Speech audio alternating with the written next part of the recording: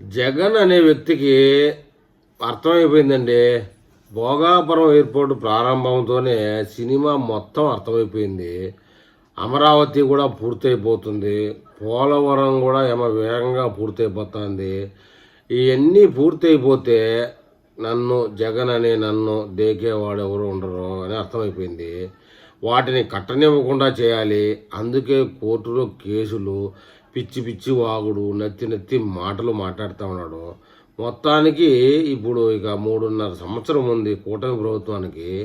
ఈ 3.5 సంవత్సరంలో పోలవరంని, అమరావతిని, ఇతరత్ర కొన్ని కంపెనీల్ని రానీయకుండాను కోర్టుల ద్వారా అడ్డుకుంటే రేపు రాబోయే 2029 ఎలక్షన్ ముందు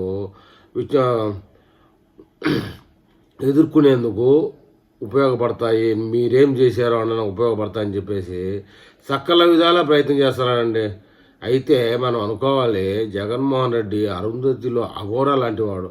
ఈయన్ని నేలమట్టం చేస్తే కానీ ఏపీ అభివృద్ధి జరగదు.